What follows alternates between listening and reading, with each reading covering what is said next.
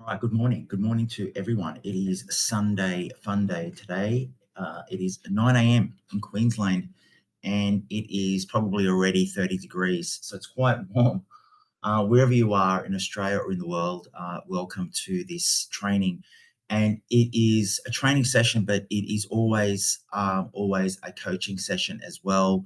The reason that I teach is I am learning at the same time with a lot of this, and this is a really important subject in relation to what we're attempting to set as a goal for ourselves, as drinking less and you know you know having resets and having alcohol not in our lives so much and being prominent and taking control. And part of that is navigating new friendships without alcohol. The inspiration behind this training session was basically I did pose a poll in the community, and it was all about where are you guys challenged at the moment, and I gave a couple of scenarios of what challenges people might be facing, and one that popped up was actually in the comments, and it was all about navigating friendships with alcohol, and attempting to make new friends as well when giving up or quitting alcohol or abstaining as well, and because it's always tricky, especially when we're in our 40s or 50s or beyond, looking to make new friends. So that was the inspiration behind it, and it was in the comments with things like, I don't know anybody that doesn't drink. Um, you know, I am no good at meeting new friends. And or even just keeping friends. And just off the get go, I can relate to all of these comments. Briefly, my story is I'm 1,000 days plus alcohol free. I choose to be alcohol free. Um, and that's just because I ended up creating, obviously a coaching business around this.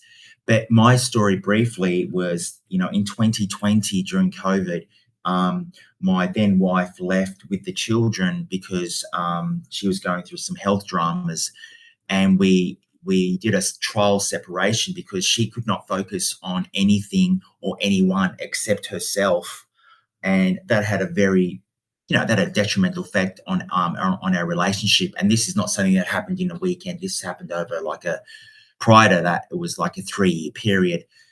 um and so what I thought was a trial separation was actually a separation and a divorce, and I ended up drinking, and drinking alone and being very lonely, and because I chose to be, you know and not only that is that I ended up moving cities as well. So moving from my friends to another city where I knew no one. So it was a very very lonely time for me, and I was drinking every day, alleviating the pain and masking the pain through alcohol, even though I knew, you know, all about rewiring our neural pathways. I was a practicing hypnotherapist, but I wasn't interested.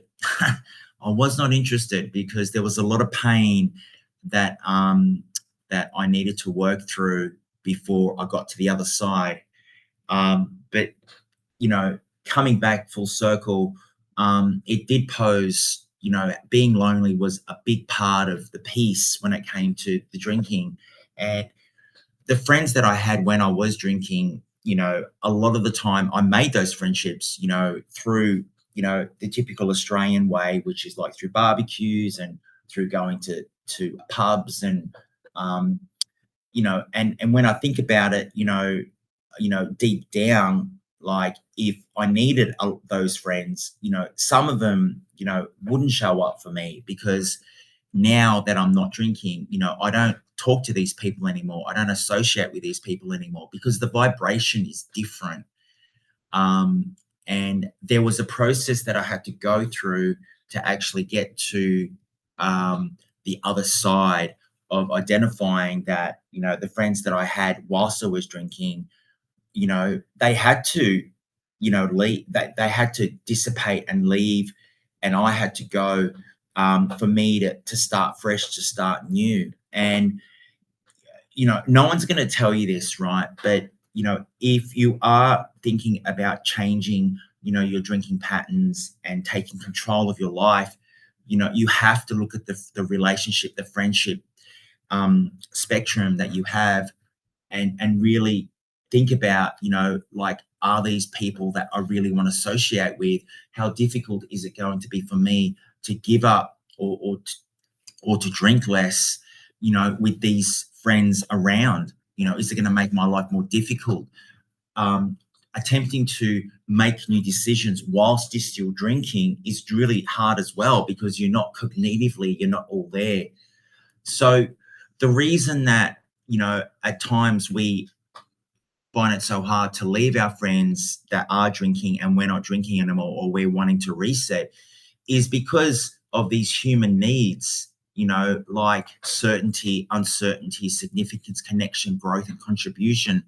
And these are six human needs that Tony Robbins made famous, actually, but it goes past that. But, we've got needs of certainty, which alcohol gives us. We've got needs of uncertainty, where we want variety in our life. And then, we've got two other very, very important needs, where we want to feel significant in our life, and we want connection in our life. And if you were to boil those down, it's all about, we're afraid of not being enough, and we want love, we want connection, we want significance, we want to grow, we want contribution. So, the reason, that we want friends in our life is because we want to feel these needs. We want to feel the needs of certainty, and have variety in our life. We want to feel like we're significant, and we want to feel like we've got connections with people. And when we're drinking and we're alone, we lose that. We lose that connection, that significance. And if we do have friends that are drinking, and we want to, create a gap between ourselves and our friends, then we're afraid that we may lose, these human needs that we're so attached to. And by the way, alcohol gives us those needs for a time. It gives us certainty, because we know exactly what we're getting when we're drinking. Exactly the buzz that we'll get, the feeling that we get. We know that it will alleviate certain emotional pain that we're feeling at that point in time. And it brings down the inhibition barrier as well. Okay. So today I want to unpack the three main topics or subtopics around, navigating, new friendships, without alcohol, right? And the first thing I want to discuss is all about, the notion about everyone drinks and the illusion around that. I know that, when you are drinking, there is this notion that, everyone goes to the bottle shop and everyone drinks, and, and I know that I'm generalizing, but in general, like, we I know that when I was drinking, like, everyone that I was hanging around with was also a drinker, or liked to have a couple of drinks, or make jokes about drinking, or hangovers, and all that, right? When the decision is made to take a break or have a reset, right? Or even just speak to friends that, that you don't really want to associate with anymore, there is an awkward middle. And there are people in the community, in Clear Days community, that are in that awkward middle, and it just feels like you're not quite the drinker, but you're not quite there with, with the sober, or with the reset, or with the, complete control over alcohol. You're somewhere in the middle. So I will address that. And then finally, it's about, how adult friendships are formed, and they're formed in many ways, but there is a pattern. And I have young children, and I watch them make friends, and it's amazing. Like, they make friends so quickly. Young people make friends so quickly, and it's observing that, and taking away from how they make friends, and putting a bit of a slant on it, for the adult version of it, because children have areas in their life where they're constantly around, their peers, i.e. school and extracurricular activity and all that. So they're always in a position where they're having to meet and greet, people, their peers.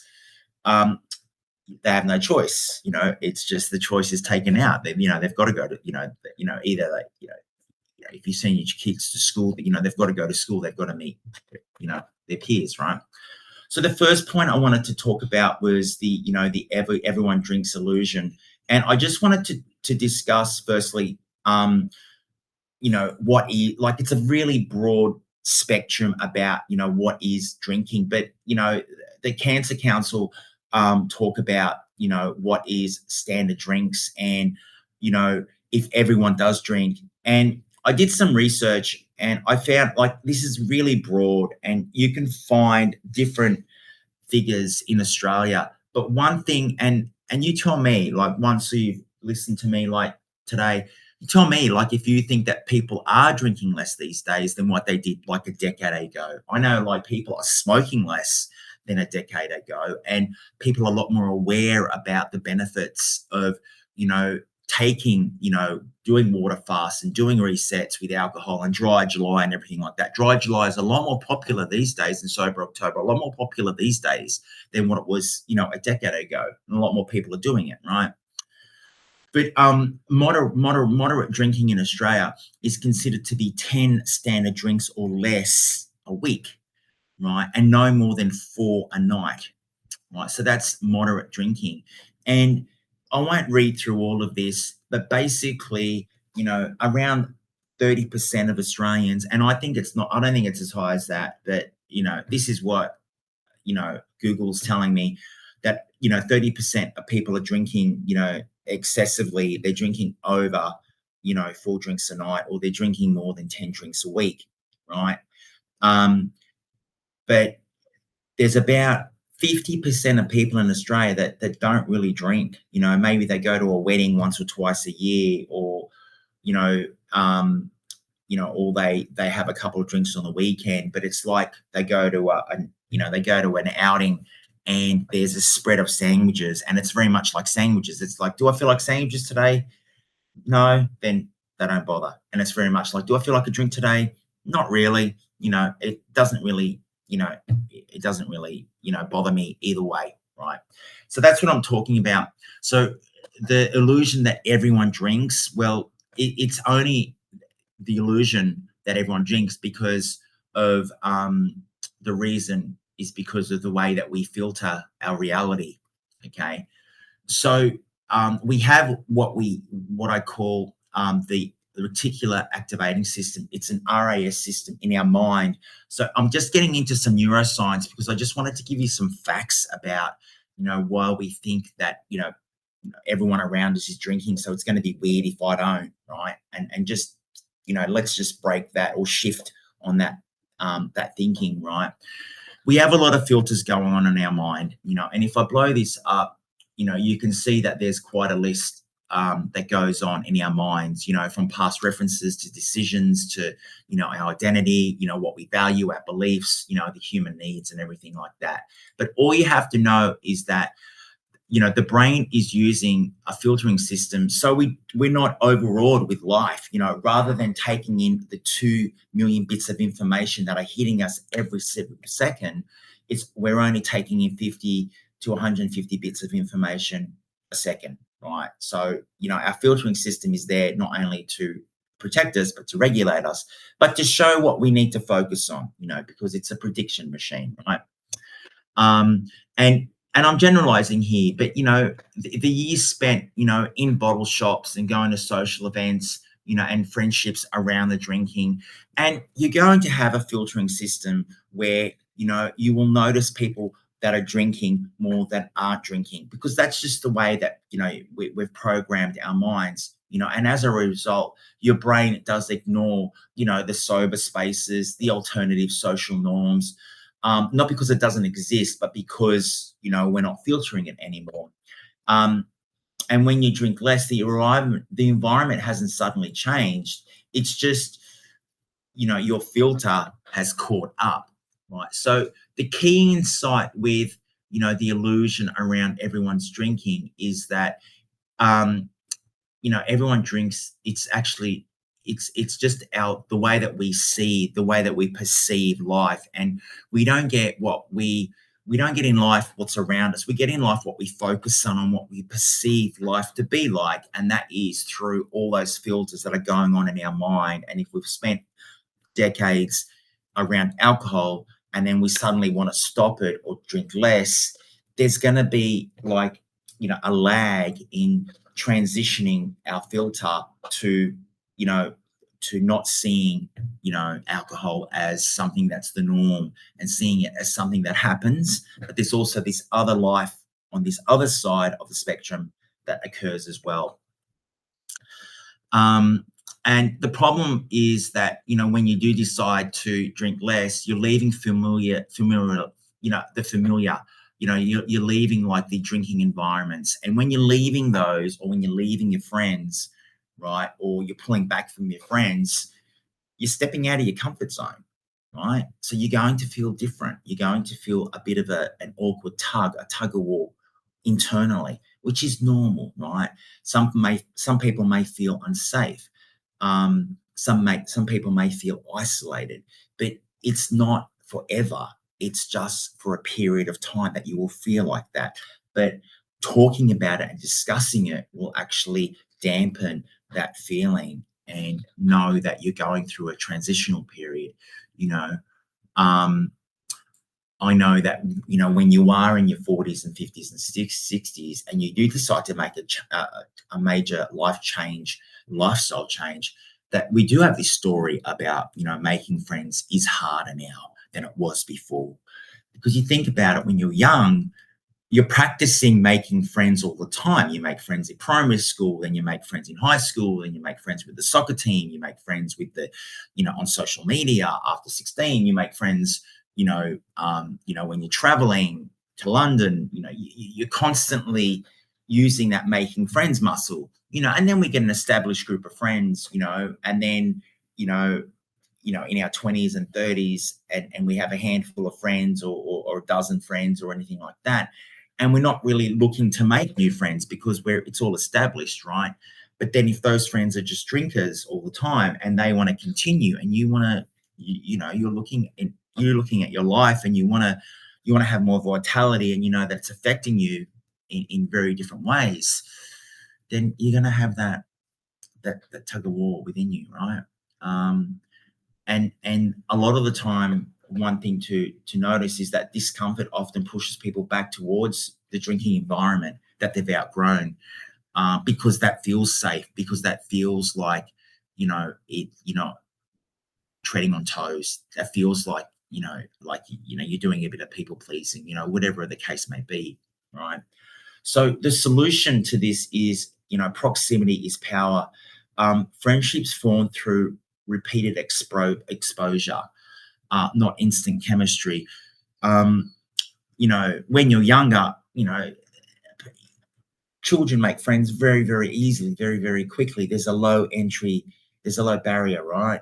But when we're adults, we get in the way of ourselves, right? So friendships, for me, what I've experienced, and I'm 53, and making friends later on in my life, I've experienced that the repetition piece, and the exposure to that in certain environments over and over again really helps solidify the friendships, rather than just saying, right, you're my best friend, I've met you for 3 minutes, right? So putting yourself in environments where interaction is built, not forced, and letting familiarity do the work instead of alcohol, is really, really important. And remember that, you're not losing friends when you're giving up. When you feel like you're giving up on friendships, you're actually just expanding, and becoming more aware of what's available out there. And there is so much available out there, right? There's so many different areas where you could decide to meet up once a week or twice a week, in learning environments, like adult education and community and colleges, language courses, cooking courses, personal development or meditation courses, or public lectures or discussion groups, the movement, domain, like gyms and walking groups and Pilates groups and park runs and swimming squads and ocean swims and cycling groups. I know there's a cycling group here, and they are of all ages, and at the end of the cycling, they cycle at the end to a coffee shop, and then they sit down and they have a coffee. It's beautiful. Um, hands-on things like, thinking about, if you are quite hands-on, like pottery or woodwork shops or writing groups or book clubs or music lessons, or photography walks, or art and painting classes. Other places that you could look to meet people would be, volunteering. So this is more service orientated, like community, gardens and environmental cleanup groups and charity and fundraising committees, right? Um, and lifestyle, right? So like dog walking or traveling clubs, board game or chess clubs, gardening clubs, and really important communities like men's sheds and women's circles, spiritual communities, faith communities, meetups at the library, neighborhood, and obviously, the school group, Clear Days with Ned. I created it because one of my high values is meeting other people. It's not just me in here just talking and you guys just listening. Like, it's not that at all. And I hope it doesn't come across like that. I've got 6 or 7 years of doing, the subconscious work and knowing that, what's helped me. And I was approached to do coaching and I loved it. So that's why I'm doing this. But I learned just as much as anyone else in the group, and the community piece, is so important, especially online as well. So the key point here is friendships at this stage of life are built on strong repetition, not just instant chemistry. And alcohol used to be a shortcut for a lot of people where, you even see it on TV, when people are having those fast date shows, whatever, or, where there's those dating shows, there's always alcohol involved because it drops the inhibition in the prefrontal cortex, where the thinking part, right? And we just, and we get a bit more relaxed, right? And then we can say what we really want to say, right? But that's just because the alcohol's, inhibiting us. So if you take the alcohol out, it can be challenging at times, but it's a good way to be. It is a good way to be because, you can use, the repetition piece, picking one of these communities and deciding to do it for a couple times a week or once a week and not even going there thinking I'm going to meet friends, just going there and just having a yarn, having a chat, and that's what it's about. And when you do that, there will be an awkward middle, right? And this is normal. This is normal to go from everyone's drinking or having the illusion that you've got friends that drink and now I want to go this other direction. There's going to be a transitional period, where, the butterfly is leaving the cocoon and it's hard to get out of this cocoon, but it's hard for a reason, right? Because it ends up having the fluid pump through its wings so it can fly, right? So the awkward middle, right? Your nervous system is wired, for the familiar, right? And when your nervous system is going into unfamiliar territory, you're going to feel uncertain. You're going to feel like, wow, this is a bit different. This is feeling wrong, right? And it's going to feel like that, but it's not wrong. It's just unfamiliar to you, your nervous system, and what you've trained your perception to be. And that's all it is. You can change your perception and your filters of your mind to focus on whatever you want to focus on moving forward from today, right? It just takes a decision, and then you just start focusing on, your goals and your Northern Star, right? But the middle does create uncertainty, and your brain often mislabels it as danger. Okay. So the key to the middle is discomfort here, isn't a warning sign. It's just a recalibration process that's happening, right? And you're stepping away from old patterns, where the new ones aren't fully formed, but you're stepping away from the old. So you're going to have this transitional period. It could be 30 days, it could be 60 days, but the best thing that I can suggest is you jump in. If you're going to go for a swim, right? Don't just put your toe in there and say you've gone for a swim. Jump in, dive in, see what happens. Life is so short, right? We could go tomorrow, right? So just jump in and try it and just see what happens. And we're so afraid of making fools of ourselves or what we're going to say and everything like that. Who cares? Most people are thinking exactly the same thing, that they don't want to make fools of themselves and they don't want to be seen like, the odd one out, or they don't want to be seen lonely. But there's so many lonely people in this world. And, who knows who you could meet? Who knows the conversation that you could have, right?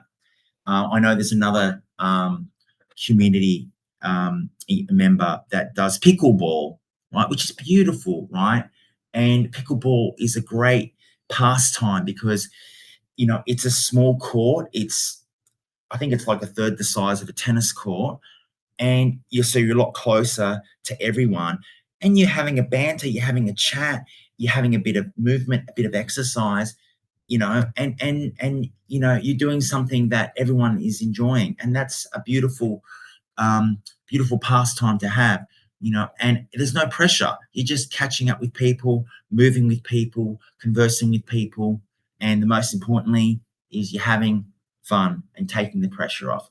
But the middle ground, again, the middle, you got stories like, oh, maybe I don't belong here, or maybe I've made a mistake, you know um and a lot of the time we are in a rush to replace our friends with someone else, and sometimes it doesn't happen as fast as we want.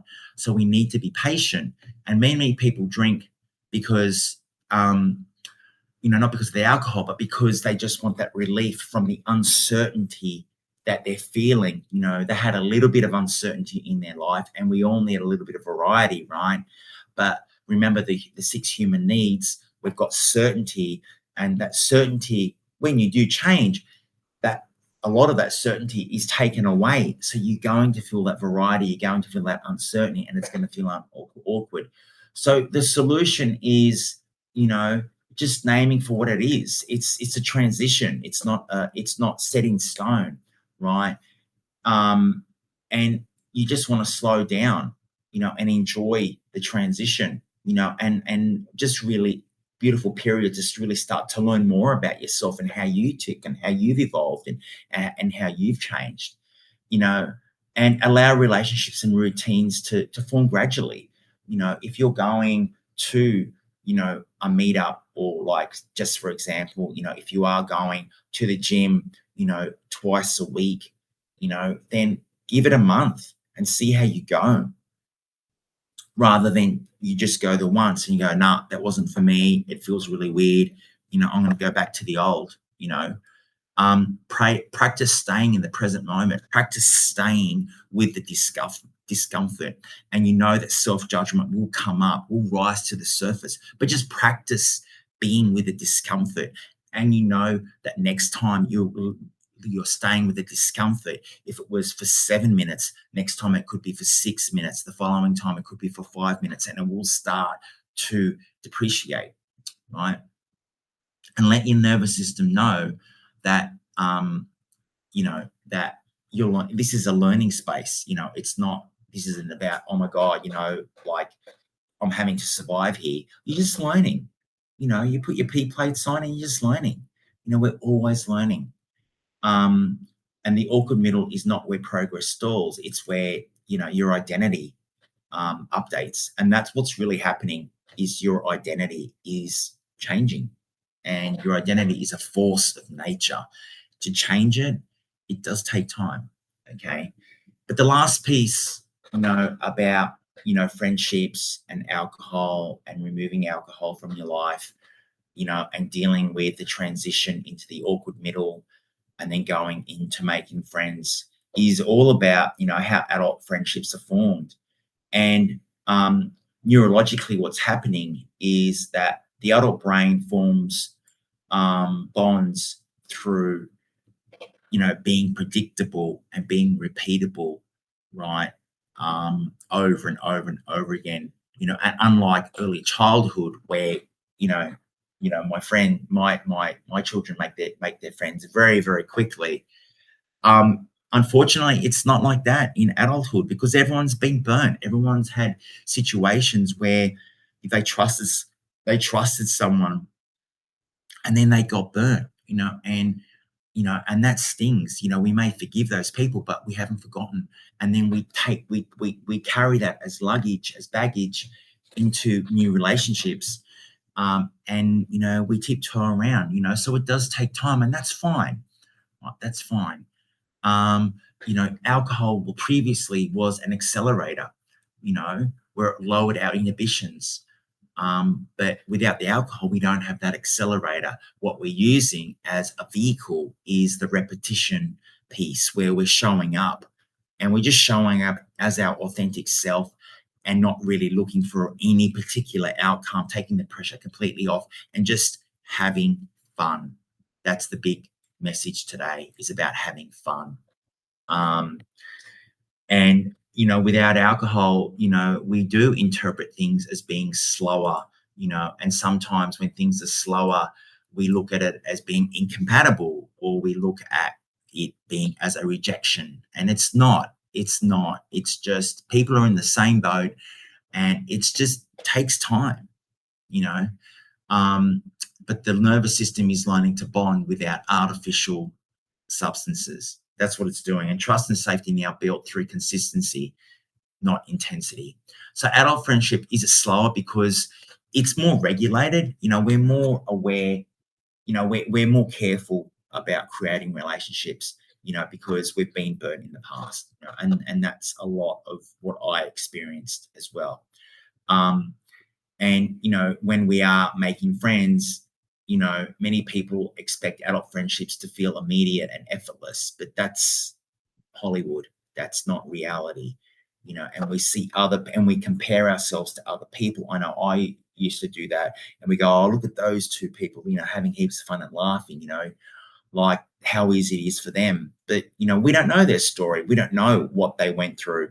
A lot of the time, sometimes you got to have a real conversation with a person before you get to know them, and letting them know where you stand with certain aspects of your lifestyle and your life, because you're checking in, and, no one wants to make the same mistake that you did previously.